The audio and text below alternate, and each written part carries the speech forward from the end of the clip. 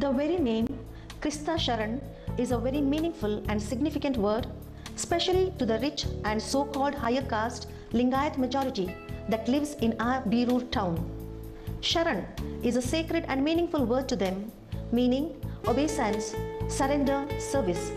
Hence, that word was purposefully chosen to signify surrender to Christ, Krista Sharan. I am sending you like lamb among wolves was realized here. Birur is a Bajrang Dal center. Underhand opposition continues even today. Why do you think the Swamiji chose young women for his evangelization apostolate? Why do you think Jesus, on his resurrection day morning, appeared first to Mary Magdalene, a young woman? Resurrection was the best, the peak news of the Bible, and had to be spread fast and wide. No telephone, no telegram, no telecommunication in those days. There was only the telewoman. She ran like mad, dancing and shouting, "He is risen! He is risen!" Thus, a woman became the first apostle and the first evangelizer.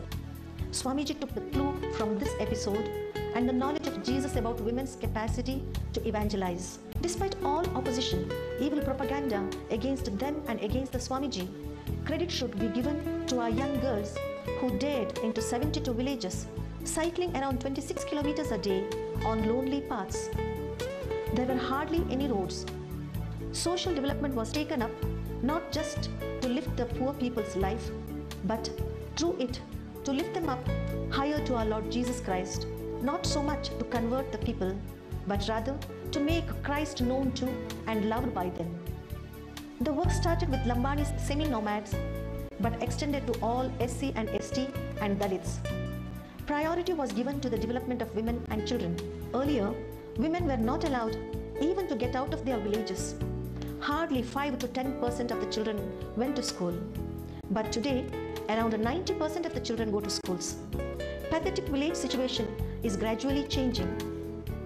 Health of women was emphasized upon, and education on health, hygiene, environmental cleanliness were insisted upon. Women got empowered even to the extent of standing for elections.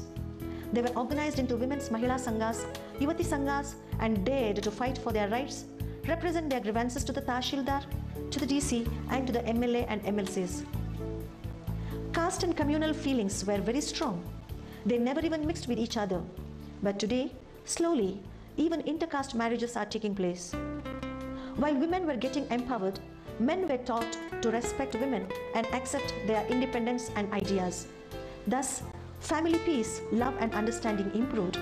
Alcoholism, gambling, polygamy, divorce and other evil habits decreased. Villages were taught savings. Self-help groups helped in this. Livelihood methods like sheep rearing, dairying, poultry keeping, income generation programs were introduced. Natural and herbal medicines were taught and medicinal plants started growing in the villages. Alternative energy methods, rainwater harvesting and watershed development measures helped farming and cultivation. Organic manure, vermiculture were encouraged. Horti, agri and forestry are given great importance. But the most important factor in all this was that the villagers questioned why these young girls came into their villages, as even poisonous propaganda against them was floated. The villagers' questions were answered by these girls that they did all this and toiled because our Lord Jesus had commanded them to serve the poor. Before our entering the villages, the villagers had not only not heard the name of Christ, but they had never even met a Christian. A Catholic priest is not only for Catholics, he is for everybody without bias of caste, color, status, etc. That is what Swamiji Joe Mary Lobo did and taught others to do. His great achievement is that he motivated young girls to undertake such a strenuous mission. So much so, some of the girls decided to remain single for life and serve the poor for Christ. They are not religious, but are lay women missionaries. This is the unique feature of Krista Sharan. At Christmas and Holy Week, as many houses as possible are visited with the crib, and at the Holy Week with pictures of the crucifixion and resurrection of Christ, and short explanation given, ending with a prayer for the family. This has touched the hearts and opened the minds of many. In the long run, a school was started specially for the poor village children so that the families of the village children could come up in life. English medium was no more the monopoly of the rich and the townspeople. The villagers who fought on caste and communal lines were taught the law of Christ to love one another and to forgive those who hurt them. The Lord's Prayer, the Our Father, has now become a common prayer not only in the school but also through the children in many homes. The Lord is slowly but steadily entering the hearts of our villagers. The 1-hour church prayer in the morning and 1-hour prayer in the evening every day keeps Krista Sharan going.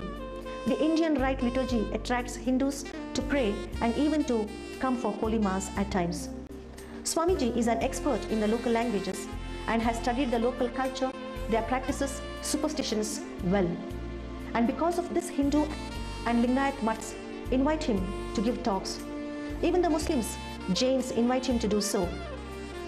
The Swamiji was a pioneer in introducing Kannada hymns and music. He has published many books and the first Catholic hymnal cassette was brought out by him. He was one of the members who translated the New Testament into Kannada and has lately brought out a book, Yarri ee Yesu Krista? Who is this Jesus Christ? Of 4 Gospels in one narration for non-Christians and has given ample footnotes to answer fundamentalist questions. He also is a member of a small team who translated the New Roman Missal into Kannada. He has been educated in Canada and the USA. Because of his erudition, the government appointed him member of the syndicate of the Kuvempu University, Shimoga. He still continues to be on the board of studies in the post-graduation in social work.